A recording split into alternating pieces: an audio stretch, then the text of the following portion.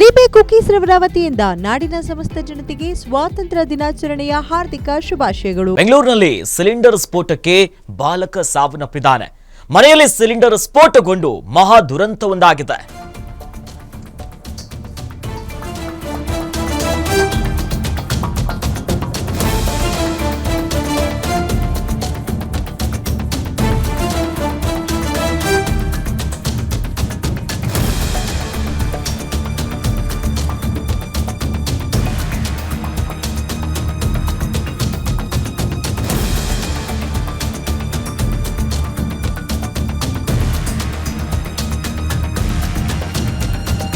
ಮನೆಯಲ್ಲಿ gas leak ಆಗಿ cylinder blast ಆಗಿರೋದು. ವಿಲ್ಸನ್ ಗಾರ್ಡನ್ನ ಚಿನ್ನಯ್ಯನ ಪಾಳ್ಯದಲ್ಲಿ ಈ ಘಟನೆ ನಡೆದಿದೆ. ಸ್ಫೋಟದ ತೀವ್ರತೆಗೆ ಅಕ್ಕಪಕ್ಕದ ಮನೆಗಳು ಕೂಡ ಛಿದ್ರ ಆಗಿದೆ. ಮಹಾ ದುರಂತದಲ್ಲಿ ಓರ್ವ ಬಾಲಕ ಮೃತಪಟ್ಟಿದ್ದಾನೆ. ವಿಲ್ಸನ್ ಗಾರ್ಡನ್ನ ಚಿನ್ನಯ್ಯನ ಪಾಳ್ಯದಲ್ಲಿ ನಡೆದಿರುವ ಘಟನೆ ಇದು. ಈ ಸ್ಫೋಟದ ತೀವ್ರತೆ ಎಷ್ಟರ ಮಟ್ಟಿಗಿತ್ತು ಅಂತಂದ್ರೆ ಅಕ್ಕಪಕ್ಕದ ಮನೆಗಳೆಲ್ಲ ಛಿದ್ರ ಆಗಿದೆ. ಬೆಂಗಳೂರಿನ ಸಿಲಿಂಡರ್ ಸ್ಫೋಟದಲ್ಲಿ ಮನೆಯಲ್ಲಿ ಗ್ಯಾಸ್ ಲೀಕ್ ಆಗಿ ಸಿಲಿಂಡರ್ ಬ್ಲಾಸ್ಟ್ ಆಗಿರೋದು. ದುರಂತದಲ್ಲಿ 12 ಮಂದಿಗೆ ಗಂಭೀರ ಗಾಯ ಆಗಿದೆ. ಓರ್ವ ಬಾಲಕ ಮೃತಪಟ್ಟು ಮನೆ ಅಲ್ಲಿದ್ದಂತ ಅಕ್ಕಪಕ್ಕ ಎಲ್ಲವೂ ಕೂಡ ಸಂಪೂರ್ಣ ಛಿದ್ರ ಆಗಿದೆ. ಚಿನ್ನಯ್ಯನ ಪಾಳ್ಯದಲ್ಲಾಗಿರುವಂತಹ ಘಟನೆ, ಆ ಭೀಕರತೆ ಯಾವ ರೀತಿಯಾಗಿತ್ತು. ಓರ್ವ ಬಾಲಕ ಮೃತಪಟ್ಟಿದ್ದು, ಜೊತೆಯಲ್ಲಿ 12 ಮಂದಿಗೆ ಗಾಯ ಆಗಿದ್ದು ನೋಡ್ತಾ ಇದೀವಲ್ಲ. ನೋಡಿ, ಪುಟ್ಟ ಬಾಲಕ ಈತನೇ ಮೃತಪಟ್ಟಿರೋದು. ಆತನ ಹೆಸರು ಮುಬಾರಕ್ ಅನ್ನೋದಾಗಿ. ನೋಡಿ, ಆ ತಾಯಿ ಕಣ್ಣೀರನ್ನ ಇಡ್ತಿದ್ದಾರೆ. ಆ ಭೀಕರತೆ ಹೇಗಿದೆ ಅನ್ನೋದನ್ನ ನಾವು ಗಮನಿಸಬಹುದು. ಸಿಲಿಂಡರ್ ಬ್ಲಾಸ್ಟ್ ಆಗ್ತಿದ್ದಂತೆ ಅದರ ತೀವ್ರತೆಗೆ ಅಕ್ಕಪಕ್ಕ ಇದ್ದಂತ ಮನೆಗಳೆಲ್ಲ ಛಿದ್ರ ಆಗಿದೆ. ನಾವು ದೃಶ್ಯದಲ್ಲಿ ನೋಡ್ತಾ ಇದೀವಿ. ಅಲ್ಲಿ ಮಗುವನ್ನ ಹಿಡ್ಕೊಂಡು ಕಣ್ಣೀರಾಗ್ತಿದ್ದಾರೆ. ಹಿಂಗಾಗ್ಬಿಡ್ತಲ್ಲ ಅಂತ. ಮುಬಾರಕ್ ಅಂತ ನೋಡಿ, ಪುಟ್ಟ ಕಂದಮ್ಮ, ಸಣ್ಣ ಹುಡುಗ ಅಷ್ಟೇ. ಇನ್ನ ಈ ಬ್ಲಾಸ್ಟ್ ಅಲ್ಲಿ ಮಗು ಮೃತಪಟ್ಟಿರೋದು, ಆ ಬಾಲಕ. ಜೊತೆಲಿ 12 ಮಂದಿ ಗಾಯಾಳುಗಳಿಗೆ ಸದ್ಯ ಆಸ್ಪತ್ರೆಯಲ್ಲಿ ಚಿಕಿತ್ಸೆಯನ್ನ ಕೊಡಲಾಗ್ತಿದೆ. ಅವರೆಲ್ಲರಿಗೂ ಕೂಡ ಗಾಯ ಆಗಿದೆ. ಈ ಸ್ಫೋಟದ ಸಂದರ್ಭದಲ್ಲಿ ಅವರನ್ನ ಆಸ್ಪತ್ರೆಯಲ್ಲಿ ಚಿಕಿತ್ಸೆ ಕೊಡುವಂತ ಕೆಲಸ ಆಗ್ತಿದೆ. ಕಸ್ತೂರಿ ಎನ್ನುವರ ಮನೆಯಲ್ಲಿ ಈ ಸ್ಫೋಟ ಆಗಿರೋದು. ಚಿನ್ನಯ್ಯ ಪಾಳ್ಯದಲ್ಲಿರುವಂತಹ ಈ ಕಸ್ತೂರಿ ಅನ್ನೋರು ಅವರ ಮನೆಯಲ್ಲಿ ಗ್ಯಾಸ್ ಲೀಕ್ ಆಗಿ ಬ್ಲಾಸ್ಟ್ ಆಗಿರೋದು.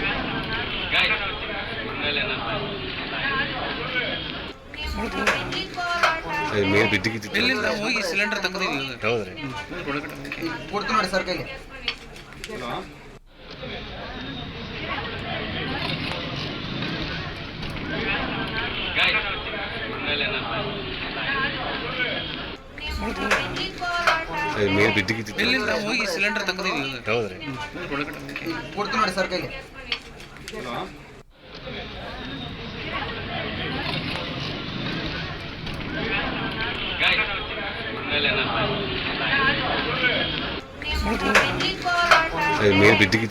ಹೋಗಿ ಸಿಲಿಂಡರ್ ತಗೊಂಡಿದ್ದೀವಿ.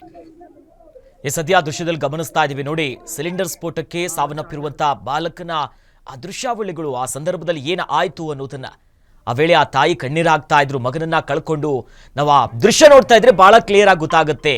ಕಸ್ತೂರಿ ಎನ್ನುವರ ನಿವಾಸದಲ್ಲಿ ಗ್ಯಾಸ್ ಲೀಕ್ ಆಗಿ ಬ್ಲಾಸ್ಟ್ ಆಗುತ್ತೆ. ತದನಂತರ ಆ ಸ್ಫೋಟದ ತೀವ್ರತೆ ಅಕ್ಕಪಕ್ಕದಲ್ಲಿದ್ದಂತ ಮನೆಗಳೆಲ್ಲ ನೆಲಸಮಾಗಿದೆ. ಛಿದ್ರ ಆಗಿ 12 ಜನರಿಗೆ ಗಂಭೀರವಾಗಿ ಗಾಯ ಆಗಿದೆ.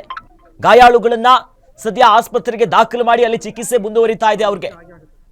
ಮುಬಾರಕ್ ಎನ್ನುವಂತ ಬಾಲಕ ಈ ಸ್ಫೋಟದ ತೀವ್ರತೆಯಲ್ಲಿ ತನ್ನ ಉಸಿರನ್ನ ಚೆಲ್ಲಿದ್ದಾನೆ. ಎಲ್ಲರೂ ತಮ್ಮ ಮನೆಯಲ್ಲಿದ್ದಂಥ ಎಲ್ಲವನ್ನ ಕಳ್ಕೊಂಡು ಅಕ್ಷರಶಃ ಅಲ್ಲಿ ಆ ವಾತಾವರಣ ಆಗಿತ್ತು. ಸ್ಫೋಟದ ತೀವ್ರತೆ ಆ ರೀತಿಯಾಗಿತ್ತು.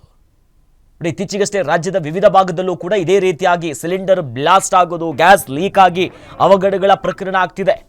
ಹಾಗಾಗಿ ಅದೆಷ್ಟೇ ಕೆಲಸ ಇದ್ರೂ ಕೂಡ ಗ್ಯಾಸ್ ಅನ್ನ ಆಫ್ ಮಾಡಿ ಸರಿಯಾದಂತ ವೆಂಟಿಲೇಷನ್ ಇರುವಂತ ಕಡೆಯಲ್ಲೇ ಸಿಲಿಂಡರ್ ಅನ್ನ ಇಡುವಂತ ಕೆಲಸ ಮಾಡಬೇಕು. ಇಲ್ಲಂತಂದ್ರೆ ಇಂಥ ಅವಘಡ ಆಗುತ್ತೆ. ಸ್ವಲ್ಪ ಯಾಮಾರಿದ್ರು ಕೂಡ 12 ಮಂದಿಗೆ ಗಾಯ ಆಗಿದೆ. ಅಕ್ಕಪಕ್ಕದ ಮನೆಗಳೆಲ್ಲ ಉರುಳಿ ಬಿದ್ದಿದೆ. ಛಿದ್ರ ಆಗಿ ಆ ತೀವ್ರತೆ ಆಗಿ ರೀತಿಯಾಗಿರುತ್ತೆ. ಗಮನಿಸ್ತಾ ಇದ್ದೀವಲ್ಲ. ನೋಡಿ, ಪುಟ್ಟ ಕಂದಮ್ಮ ಇವತ್ತು ಶಾಲೆಗೆ ಹೋಗಿದ್ರೆ ಸ್ವತಂತ್ರೋತ್ಸವ ಬಹಳ ಖುಷಿಯಾಗಿ ಮಗು ಸಿಹಿಯನ್ನ ತಿನ್ನಬೇಕಾಗಿದ್ದಂಥ ಸಂದರ್ಭ. ಆದರೆ ಮಗುವಿನ ಪ್ರಾಣ ಪಕ್ಷಿ ಹೋಗಿದೆ ಸಿಲಿಂಡರ್ ಬ್ಲಾಸ್ಟ್ ನಿಂದ. ಸಂಪೂರ್ಣವಾಗಿ ಮಹಾ ದುರಂತವಾಗಿರುವುದು ವಿಲ್ಸನ್ ಗಾರ್ಡನ್ನಲ್ಲಿ. ಅಲ್ಲಿ ಯಾರೋ ಒಬ್ಬರು ಆ ನೋವಿನ ಮಡುವಿನಲ್ಲಿ ಕೂತಿರುವಂಥ ತಾಯಿಗೆ ನೀರು ಕುಡಿಸಿ ಅವರನ್ನ ಸಂತೈಸುವಂಥ ಕೆಲಸ ಮಾಡ್ತಿದ್ದಾರೆ. ಜೊತೆಯಲ್ಲಿ ಈ ಯಾರ್ಯಾರಿಗೂ ಏನೇನಾಯಿತು, ಯಾಕಂದರೆ 12 ಜನ ಈ ಸ್ಫೋಟದಲ್ಲಿ ಗಾಯಾಳುಗಳಿದ್ದಾರೆ. ಯಾರ್ಯಾರು ಅಂತ ಗಮನಿಸ್ತಾ ಹೋಗೋದಾದರೆ ಶಬ್ರೀರಾ ಬಾನು 35 ವಯಸ್ಸು, ಇನ್ನು ಕಸ್ತೂರಮ್ಮ 35 ವಯಸ್ಸು, ವಿಕ್ಟೋರಿಯಾ ಆಸ್ಪತ್ರೆಯಲ್ಲಿ ಅವರಿಗೆ ಚಿಕಿತ್ಸೆಯನ್ನು ಕೊಡಲಾಗ್ತಿದೆ. ಇನ್ನು ವಿಕ್ಟೋರಿಯಾ ಆಸ್ಪತ್ರೆ ಅವರಿಗೆ ಚಿಕಿತ್ಸೆ ಕೊಡ್ತಾ ಇದ್ರೆ ಜೊತೆಯಲ್ಲಿ ಇನ್ಯಾರ್ಯಾರು ಗಾಯಾಳುಗಳಿದ್ದಾರೆ ಅಂತಂದ್ರೆ ಸರಸಮ್ಮ ಅನ್ನೋದಾಗೆ 50 ವಯಸ್ಸು ಅವ್ರಿಗೆ ಸಂಜಯ್ ಗಾಂಧಿ ಆಸ್ಪತ್ರೆಯಲ್ಲಿ ಅವರು ಗಾಯಗೊಂಡಿದ್ದಾರಲ್ಲ ಅವರಿಗೆ ಚಿಕಿತ್ಸೆ ಕೊಡ್ತಿದ್ದಾರೆ. ಇನ್ನು ಶಬ್ರೀನಾ ಬಾನು 35 ವಯಸ್ಸು, ಅವ್ರಿಗೂ ಕೂಡ ಸಂಜಯ್ ಗಾಂಧಿ ಆಸ್ಪತ್ರೆಯಲ್ಲಿ ಚಿಕಿತ್ಸೆಯನ್ನ ಕೊಡ್ತಿದ್ದಾರೆ. ಹಲವರಿಗೆ ಗಾಯ ಆಗಿದೆ, ಆಸ್ಪತ್ರೆಯಲ್ಲಿ ದಾಖಲು ಮಾಡಿದ್ದಾರೆ. ಅವರೆಲ್ಲರಿಗೂ ಕೂಡ ಚಿಕಿತ್ಸೆ ಕೊಡುವಂಥ ಕೆಲಸ ಆಸ್ಪತ್ರೆಯಲ್ಲಿ ಆಗ್ತಿದೆ. ಆ ತೀವ್ರತೆ ಆ ರೀತಿಯಾಗಿತ್ತು. ಒಬ್ಬೊಬ್ಬರನ್ನ ಬೇರೆ ಬೇರೆ ಆಸ್ಪತ್ರೆಯಲ್ಲಿ ದಾಖಲು ಮಾಡಲಾಗಿದೆ. ನೋಡಿ, ಎಲ್ಲರೂ ಕೂಡ ಮನೇಲಿರುವಂಥ ಸಂದರ್ಭ. ಇವತ್ತು ಹೆಚ್ಚಿನವರಿಗೆ ಕೆಲಸಕ್ಕೆ ರಜೆ ಇರುತ್ತೆ, ಇನ್ಯಾರೋ ಇಷ್ಟು ಜನ ಮನೆಯಲ್ಲೇ ಕೂತಿರ್ತಾರೆ ತಿಂಡಿ ತಿನ್ನುವಂಥ ಸಂದರ್ಭದಲ್ಲಿ ಬೆಳ್ಳಂಬೆಳಿಗ್ಗೆ ಈ ರೀತಿಯಾದಂಥ ಘಟನೆ ಆಗಿರೋದು.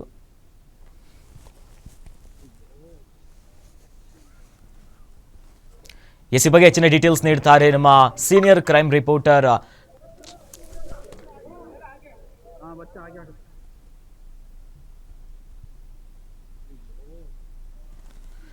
ಗಮನಿಸ್ತಾ ಇದ್ದೀವಿ. ನೋಡಿ ಎಂಥ ಪರಿಸ್ಥಿತಿ ಅಂತ. ಅಲ್ಲಿ ಈ ಸ್ಫೋಟದ ತೀವ್ರತೆಗೆ ಅಕ್ಕಪಕ್ಕದ ಮನೆಗಳು ಛಿದ್ರ ಆಗಿದೆ.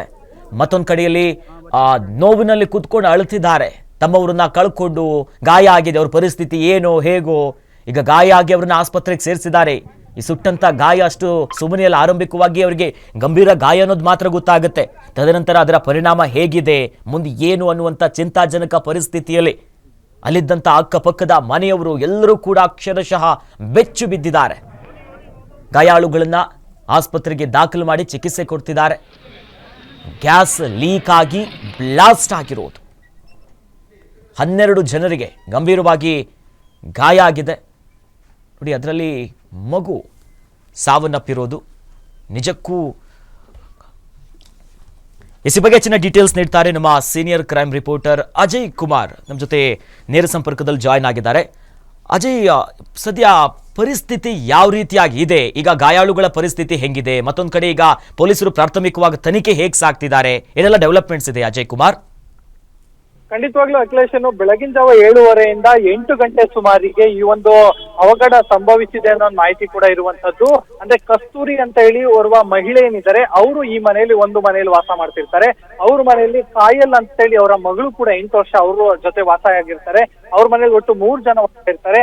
ಅವ್ರ ಮನೇಲಿ ಈಗಾಗ್ಲೇ ಏನೋ ಇದ್ದಂತಹ ಸಿಲಿಂಡರ್ ಏನಿದೆ ಅದು ಸ್ಫೋಟ ಆಗಿದೆ ಅನ್ನೋ ಮಾಹಿತಿ ಕೂಡ ಸಿಗ್ತಾ ಇರುವಂತದ್ದು. ಅದರಿಂದಾಗಿ ಪಕ್ಕದ ಮನೆಯಲ್ಲಿ ಇದ್ದಂತಹ ಬಾಲಕ ಏನಿದ್ದಾನೆ ಮುಬಾರಕ್, ಆತನ ಮನೆ ಕೂಡ ಶೀಟಿನ ಮನೆ ಆಗಿರುತ್ತೆ. ಯಾವುದೇ ರೀತಿಯಾಗಿ ಅಂದ್ರೆ ಇದು ದೊಡ್ಡ ಬಿಲ್ಡಿಂಗ್ ಅಲ್ಲ, ಅದು ಎಲ್ಲ ಸ್ಲಮ್ ಅಲ್ಲಿ ಇರುವಂತಹ ಮನೆಗಳು, ಸಣ್ಣ ಪುಟ್ಟ ಮನೆಗಳು. ಅವರೆಲ್ಲರೂ ಕೂಡ ಶೀಟ್ ಹಾಕೊಂಡಿರ್ತಾರೆ.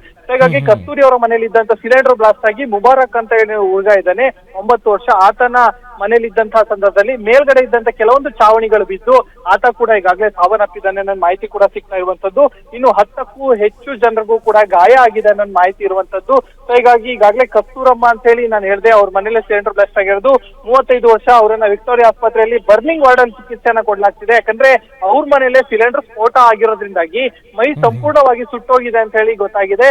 ಬೆಂಗಳೂರಿನಲ್ಲಿ ಬಹುತೇಕವಾಗಿ ಬರ್ನಿಂಗ್ ಆದ್ರೆ ಅಂದ್ರೆ ಮೈ ಕೈ ಸುಟ್ಟಿದ್ರೆ ಅವರೆಲ್ಲರೂ ಕೂಡ ವಿಕ್ಟೋರಿಯಾ ಆಸ್ಪತ್ರೆಯಲ್ಲಿ ಇರುವಂತಹ ಬರ್ನಿಂಗ್ ವಾರ್ಡ್ ಅಲ್ಲಿ ಚಿಕಿತ್ಸೆಯನ್ನ ಕೊಡ್ತಾರೆ. ಇದ್ರ ಜೊತೆಗೆ ಸರ್ಸಮ್ಮ ಅಂತ ಹೇಳಿದ್ದಾರೆ, ಅವರು 50 ವರ್ಷ, ಅವರನ್ನ ಸಂಜಯ್ ಗಾಂಧಿ ಆಸ್ಪತ್ರೆಯಲ್ಲಿ ಚಿಕಿತ್ಸೆಯನ್ನ ಕೊಡ್ತಾ ಇದ್ದಾರೆ. ಇನ್ನು ಸಬ್ರೀನಾ ಬಾನು ಅಂತ ಹೇಳಿ 35 ವರ್ಷ, ಅವರಿಗೆ ಸಂಜಯ್ ಗಾಂಧಿಯಲ್ಲಿ ಚಿಕಿತ್ಸೆಯನ್ನ ಕೊಡ್ತಿದ್ದಾರೆ. ಇನ್ನು ಮುಬಾರಕ್ ಅಂತ ಹೇಳಿ 10 ವರ್ಷದ ಬಾಲಕ, ಆತ ಇಲ್ಲೇ ಮೃತಪಟ್ಟಿರ್ತಾನೆ. ಆತನನ್ನ ಏನೋ ಸಂಜಯ್ ಗಾಂಧಿ ಆಸ್ಪತ್ರೆಗೆ ಸಾಗಿಸುವಂತ ಕೆಲಸ ಮಾಡ್ತಾರೆ, ಆದ್ರೂ ಕೂಡ ದಾರಿ ಮಧ್ಯೆ ಆತನು ಕೂಡ ಸಾವನ್ನಪ್ಪಿದ್ದಾನೆ. ಈಗ ಫಾತಿಮಾ ಅಂತ ಹೇಳಿ 8 ವರ್ಷದ ಬಾಲಕಿ, ಆಕೆ ಕೂಡ ಸಂಜಯ್ ಗಾಂಧಿಯಲ್ಲಿ ಈಗಾಗಲೇ ಚಿಕಿತ್ಸೆಯನ್ನ ಕೂಡ ಪಡಿತಾ ಇರುವಂತದ್ದು. ಇನ್ನು ಕಯಾಲ್ ಅಂತ ಹೇಳಿ ಕಸ್ತೂರಿ ಅಮ್ಮನ ಏನೋ ಮಗಳು, ಇವ್ರ ಮನೆಯಲ್ಲೇ ಈಗಾಗಲೇ ಸ್ಫೋಟ ಆಗಿರುವಂತದ್ದು. ಅವರನ್ನು ಕೂಡ ಈಗಾಗಲೇ ಆ ಬಾಲಕಿಗೂ ಕೂಡ ಚಿಕಿತ್ಸೆಯನ್ನ ಕೊಡ್ಲಾಗ್ತಿದೆ. ಇನ್ನು ಸುಬ್ರಹ್ಮಣಿ ಅಂತ ಹೇಳಿ 62 ವರ್ಷದ ವೃದ್ಧ, ಆತನಿಗೂ ಕೂಡ ಇಲ್ಲೇ ಇರುವಂತಹ ಅಗಡಿ ಆಸ್ಪತ್ರೆಯಲ್ಲೂ ಕೂಡ ಚಿಕಿತ್ಸೆಯನ್ನು ಕೂಡ ಕೊಡಲಾಗ್ತಿದೆ. ಇನ್ನು ಶೇಖ್ ನಜೀಬುಲ್ಲಾ ಅಂತ ಹೇಳಿ 37 ವರ್ಷದ ವ್ಯಕ್ತಿ, ಆತನಿಗೂ ಕೂಡ ಈಗಾಗಲೇ ಚಿಕಿತ್ಸೆಯನ್ನು ಕೊಡಲಾಗ್ತಿದೆ. ಇನ್ನು ಈಗಾಗಲೇ ಘಟನೆ ಸಂಭವಿಸುತ್ತಿದ್ದಂತೆ ಅಗ್ನಿಶಾಮಕ ಸಿಬ್ಬಂದಿಗಳಿಗೆ ಜೊತೆಗೆ ಪೊಲೀಸರಿಗೆ ಆಡುಗೋಡಿ ಪೊಲೀಸ್ ಠಾಣಾ ವ್ಯಾಪ್ತಿಯಲ್ಲಾಗಿರುವಂತಹ ಘಟನೆ ಇದು. ಇವಾಗ ಅವ್ರಿಗೂ ಕೂಡ ಮಾಹಿತಿಯನ್ನ ಕೊಡ್ತಾರೆ. ಈಗಾಗಲೇ ಹಿರಿಯ ಅಧಿಕಾರಿಗಳೇ ಇಲ್ಲೆಲ್ಲ ದೌಡಾಯಿಸಿದ್ದಾರೆ. ಫೈರ್ ಇಂಜಿನ್ ಅವರು ಕೂಡ ಈಗಾಗಲೇ ಬಂದಿದ್ದಾರೆ. ಯಾವುದೇ ರೀತಿಯಾಗಿ ಇಲ್ಲಿ ಬೆಂಕಿ ಹೊತ್ಕೊಳೋದಕ್ಕಿಂತ ಹೆಚ್ಚಾಗಿ ಸ್ಫೋಟದ ತೀವ್ರತೆ ತುಂಬಾ ದೊಡ್ಡದಾಗಿತ್ತು ಅಂತಾನು ಕೂಡ ಇಲ್ಲಿನ ಸ್ಥಳೀಯರು ಕೆಲವೊಬ್ರು ಕೂಡ ಹೇಳ್ತಾ ಇರುವಂತದ್ದು. ಹಾಗಾಗಿ ಏನು ಗೌಡಾಚಾರ್ ಅವರು ಕೂಡ ಬಂದಿದ್ರು, ಶಾಸಕರು, ಅವರು ಕೂಡ ಸ್ಪಾಟ್ ವಿಸಿಟ್ ಮಾಡಿದ್ರು. ಯಾವ ರೀತಿಯಾಗಿ ಆಯ್ತು, ಏನಾಯ್ತು, ಎಷ್ಟು ಜನ ಗಾಯಗಳಾಗಿದೆ, ಯಾರ್ಯಾರು ಸಾವನ್ನಪ್ಪಿದ್ದಾರೆ, ಮುಂದಿನ ಪ್ರಕ್ರಿಯೆ ಏನು ಅಂತ ಹೇಳಿ ಈಗಾಗಲೇ ಪೊಲೀಸ್ ಅಧಿಕಾರಿಗಳಿಂದ ಜೊತೆಗೆ ಅಗ್ನಿಶಾಮಕ ಸಿಬ್ಬಂದಿಗಳಿಂದನೂ ಕೂಡ ಕೆಲವೊಂದು ಮಾಹಿತಿಗಳನ್ನು ಕೂಡ ಅವರು ಕೂಡ ತಗೊಂಡಿದ್ದಾರೆ. ಈಗಾಗಲೇ ಏನು ಜಾಯಿಂಟ್ ಕಮಿಷನರ್ ಆಗಿರುವಂತಹ ರಮೇಶ್ ಬಾನೋತ್ ಆಗಿರ್ಬೋದು, ಮತ್ತೆ ಡಿಸಿಪಿ ಆಗಿರುವಂತಹ ಸಾರಾ ಫಾತಿಮಾ ಆಗಿರ್ಬೋದು, ಎಸಿಪಿಗಳು, 3-4 ಜನ ಇನ್ಸ್ಪೆಕ್ಟರ್ಗಳು ಎಲ್ಲರೂ ಕೂಡ ಈಗಾಗಲೇ ಸ್ಥಳಕ್ಕೆ ದೌಡಾಯಿಸಿರುವಂತದ್ದು. ಎಲ್ಲರೂ ಕೂಡ ಈಗಾಗಲೇ ಇಲ್ಲಿ ಆಗ್ತಿರುವಂತಹ ಬೆಳವಣಿಗೆಗಳ ವಿಚಾರಗಳನ್ನು ಕೂಡ ಈಗಾಗಲೇ ಅವರ ಹಿರಿಯ ಅಧಿಕಾರಿಗಳು ಕೂಡ ತಿಳಿಸ್ತಾ ಇದ್ದಾರೆ. ಈಗ ಸದ್ಯ ಎಲ್ಲರಿಗೂ ಕೂಡ ಚಿಕಿತ್ಸೆ ಕೊಡಿಸಲಾಗ್ತಾ ಇರುವಂತದ್ದು. 3-4 ಆಸ್ಪತ್ರೆಗಳಲ್ಲೂ ಕೂಡ ಚಿಕಿತ್ಸೆ ಮುಂದುವರೆದಿದೆ. ಸದ್ಯಕ್ಕೆ ಓರ್ವ ಬಾಲಕ ಮುಬಾರಕ್ ಸಾವನ್ನಪ್ಪಿದ್ದಾನೆ ಅನ್ನೋ ಒಂದು ಮಾಹಿತಿ ಕೂಡ ಇರುವಂತದ್ದು. ಅದನ್ನು ಹೊರತುಪಡಿಸಿ ಎಲ್ಲರೂ ಕೂಡ ಸದ್ಯ ಚಿಕಿತ್ಸೆಗೆ ಒಳಗಾಗಿದ್ದಾರೆ ಅನ್ನೋ ಮಾಹಿತಿ ಕೂಡ ಇರುವಂತದ್ದು. ಇನ್ನು ಸಾಕಷ್ಟು ಅನುಮಾನಗಳು ಕೂಡ ಈ ಒಂದು ಪ್ರಕರಣದಲ್ಲಿ ಉಂಟು ಆಗಿರುವಂತದ್ದು. ಯಾಕಂದ್ರೆ ಏನಾದ್ರು ಬರೀ ಸಿಲಿಂಡರ್ ಬ್ಲಾಸ್ಟ್ ಆಗಿದೆಯಾ ಅಥವಾ ಇಲ್ಲಿ ರೀಫಿಲಿಂಗ್ ಏನಾದ್ರು ಮಾಡ್ತಿದ್ರಾ ರಾತ್ರಿ ಹೊತ್ತಲ್ಲಿ ಏನೋ ಒಂದು ವಿಚಾರವಾಗಿ. ಹಾಗಾಗಿ ಆ ಒಂದು ವಿಚಾರವನ್ನು ಕೂಡ ಈಗಾಗಲೇ ಅಲ್ಲಿ ಪೊಲೀಸರು ಕೂಡ ಎಕ್ಸಾಮಿನೇಷನ್ ಕೂಡ ಮಾಡ್ತಾ ಇದ್ದಾರೆ. ಇನ್ನು ಕೆಲ ಹೊತ್ತಿನಲ್ಲೂ ಕೂಡ ಯಾವ ರೀತಿಯಾಗಾಯ್ತು, ಏನಾಯ್ತು ಅನ್ನೋದ್ರ ಬಗ್ಗೆ ಕೂಡ ಏನು ಪೊಲೀಸರ ಕಡೆಯಿಂದಾನೇ ಏನು ವಿಚಾರಗಳು ಮತ್ತೆ ಸತ್ಯಾಸತ್ಯತೆಗಳು ಕೂಡ ಹೊರ ಬಂದ್ರೆ ಆ ನಂತರವೇ ನಾವು ಈ ಒಂದು ಘಟನೆಗೆ ಕ್ಲಾರಿಟಿ ಅನ್ನೋದು ಸಿಗತ್ತೆ. ಸೊ ಹೀಗಾಗಿ ಸದ್ಯಕ್ಕೆ ಓರ್ವ ಬಾಲಕ ಮಾತ್ರ ಡೆತ್ ಆಗಿದ್ದಾನೆ, ಜೊತೆಗೆ ಇನ್ನುಳಿದಂತವರು ಚಿಕಿತ್ಸೆ ಪಡಿತಿದ್ದಾರೆ ಅನ್ನೋ ಮಾಹಿತಿ ಸದ್ಯ ಲಭ್ಯವಾಗ್ತಾ ಇರುವಂತದ್ದು. ಅಖಿಲೇಶ್, ಧನ್ಯವಾದಗಳು ಅಜಯ್ ಕುಮಾರ್ ತಮ್ಮೆಲ್ಲ ಮಾಹಿತಿಗೆ.